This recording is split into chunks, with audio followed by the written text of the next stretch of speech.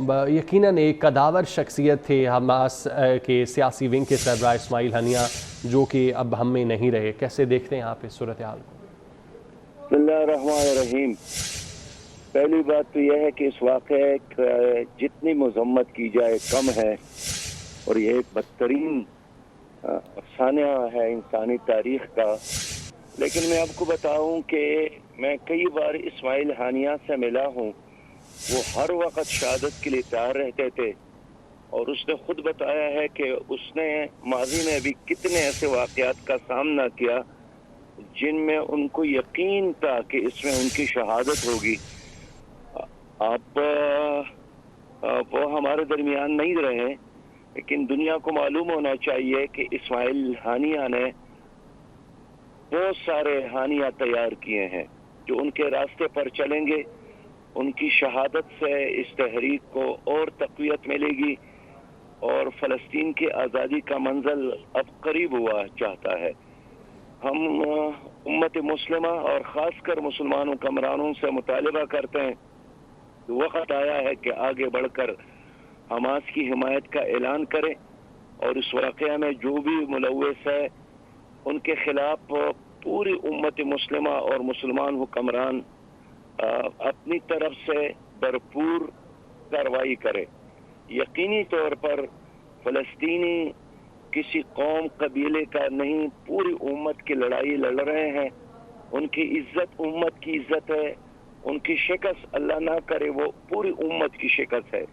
لیکن ہمیں یقین ہے کہ اس شہادت کے بعد اس تحریک کو اور تقویت ملے گی، اور فلسطینی ایک نہ ایک دن ضرور آزادی حاصل کریں گے.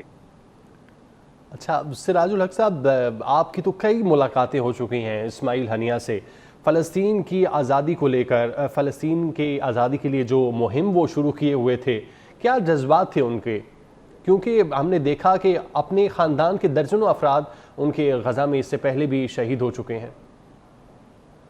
گزشتہ عرصے میری ملاقات ہوئی، اور انہوں نے ایک ہوشیار سپہ سالار کی طرح پورے نقشے کے ساتھ ہمیں بریفنگ دے دی، اور ہر نقطے کی وضاحت کی، اور پھر جو مستقبل میں پتہ اور کامیابی کے امکانات ہو سکتے تھے اس پر بھی بات کی، اور جو ان کے راستے میں مشکلات اور تکلیفیں ہیں ان کی بھی بات کی. پھر دشمن کی جو طاقت ہے اس کے بارے میں ہمیں بتایا، اور پھر اس کے مقابلے میں ان کی جو تیاری ہے انہوں نے اس کے بارے میں بتایا.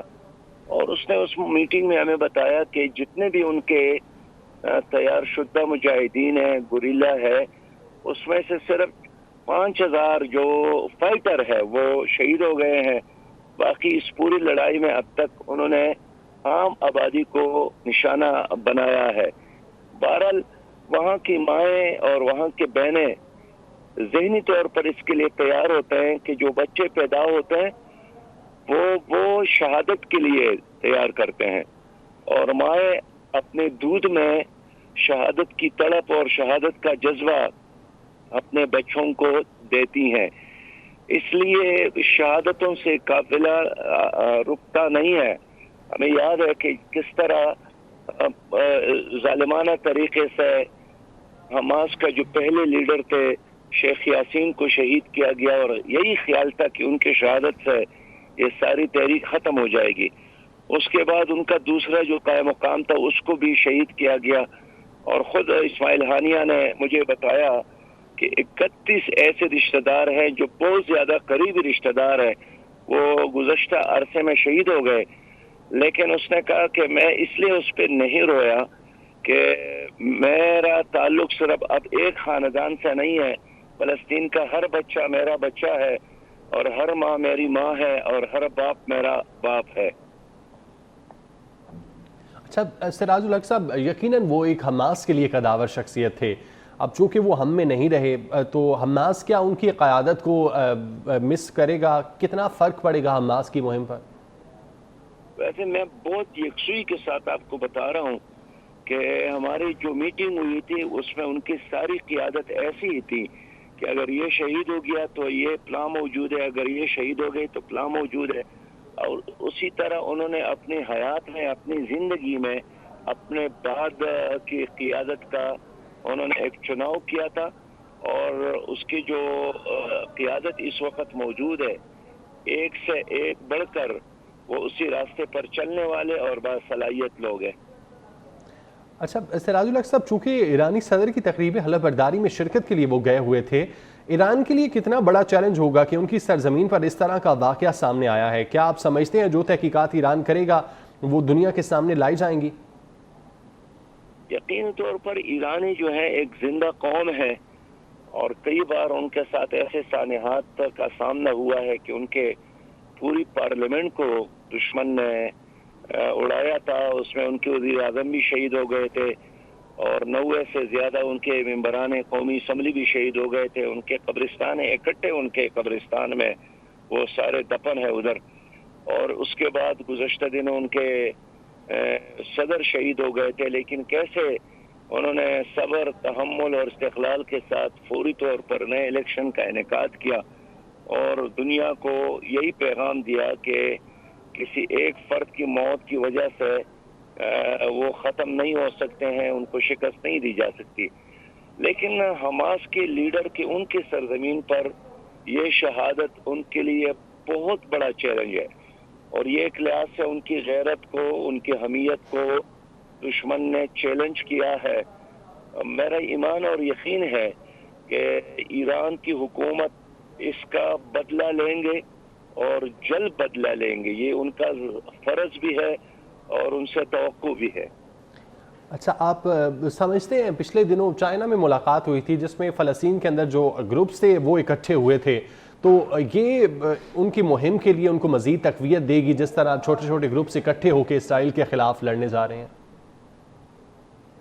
ویسے آپ کو معلوم ہے کہ مسلم امہ ہمیشہ اس وقت اکٹھے ہوتی ہے جب ایک اجتماعی چیلنج کا سامنا ہو، اور اس وقت اسماعیل ہانیہ کی جو شہادت ہے یہ بہت بڑا چیلنج ہے، اور میں اب یہ خیال کرتا ہوں کہ اس میں اب ایران کے علاوہ ترکی کو بھی آگے بڑھنا چاہیے، اور خود پاکستان کو بھی آگے بڑھنا چاہیے، سعودی عرب کو آگے آنا چاہیے، انڈونیشیا اور ملیشیا کو آگے آنا چاہیے، اور اس طرح باقی دنیا تو بعد میں ساتھ دے گی، لیکن پہلے مرحلے میں عالم اسلام کے مسلم حکمرانوں کو جرأت کا، بہادری کا اور غیرت کے ساتھ اس کا مقابلہ کرنا چاہیے۔ اگر اس لمحے بھی عالمی اسلام کے حکمرانوں نے بے غیرتی اور بزدلی کا راستہ اختیار کیا تو میں سمجھتا ہوں کہ یہ ہمارے لیے ایک اجتماعی موت بھی ثابت ہو سکتی ہے۔ سراج الحق صاحب، اس سے پہلے بھی ہم آپ کے بیانات سن چکے ہیں، آپ ہمیشہ سے یہی کہتے آئے ہیں کہ عالم اسلام کو اکٹھا ہونا چاہیے، تو آخر کیوں نہیں ہو پاتے اکٹھا؟ وجہ کیا ہے؟ کیا کسی کا ڈر ہے؟ تمام جو اسلامی ممالک ہیں ان کے سربراہان کیوں نہیں اکٹھے ہو کے کسی ایک بات پہ متفق ہوتے؟ 2 ارب مسلمانوں کے جو دل ہیں وہ ایک ہی طرح دھڑکتے ہیں، اور پوری امت اس وقت حماس کے ساتھ کھڑی ہے۔ بس یہ ہے کہ جو حکمران ہیں اس میں کچھ تو بزدل ہے، اور کچھ بالکل امریکی ایجنٹ ہے، اور کچھ یہ سمجھتے ہیں کہ اگر ہم نے حماس کا، فلسطین کا ساتھ دیا تو ہماری حکومتوں کو دشمن ختم کر سکتی ہے۔ لیکن صحیح بات یہ ہے کہ اگر اسلام ہے بھی ان لوگوں نے بے ایمانی اور بے غیرتی کا اور بزدلی کا مظاہرہ کیا تو مسلم دنیا کے عوام مسلم حکمرانوں کو کبھی بھی معاف نہیں کریں گے۔ اچھا سراج الحق صاحب، آپ کی اسماعیل ہنیہ سے کافی ملاقاتیں ہوئی ہیں، ان کے فلسطین کی سرزمین کے لیے کیا جذبات تھے؟ فلسطین کے لوگوں کے لیے کیا جذبات وہ رکھتے تھے؟ دیکھیے، اگرچہ وہ ایک بہت بڑی